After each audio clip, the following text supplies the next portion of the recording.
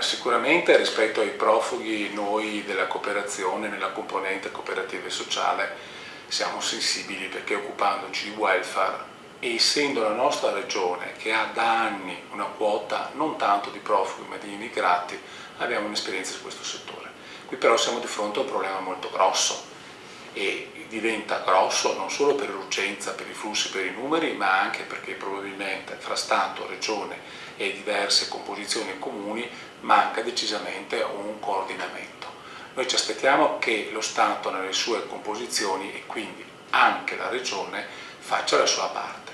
Sicuramente non può essere quello che abbiamo visto nell'ultimo anno, anno e mezzo, che semplicemente ci vengono scaricati qui una serie di persone che poi non sappiamo né chi sono, né dove vanno, né cosa fanno, e questo lo diciamo anche da parte di persone di realtà come le nostre cooperative che hanno tutta la buona intenzione di applicare il precetto cristiano dell'accoglienza, però bisogna, di fronte a una situazione di questo genere, sicuramente aumentare il livello.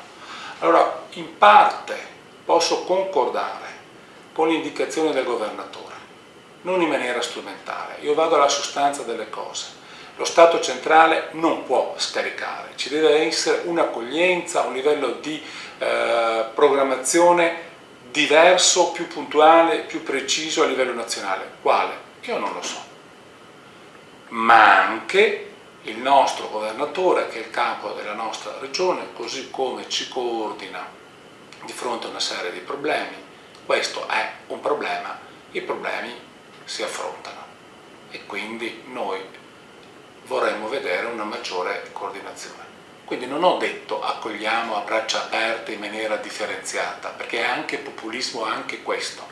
Diciamo c'è un problema, ognuno faccia la propria parte, se il terzo settore, se le cooperative chiedono di fare la loro parte, noi vogliamo che ci sia una forte coordinazione, un forte controllo e una precisa indicazione di quelle che sono le nostre responsabilità, anche per poi non cascare in quelle difficoltà che abbiamo visto negli scandali romani, in cui sicuramente c'erano dei ladri, dei delinquenti, e ahimè sono ascrivibili alla cooperazione, ma dall'altra parte c'era qualcuno magari in divisa, che non faceva i controlli e non faceva il coordinamento o l'azione di verifica puntuale.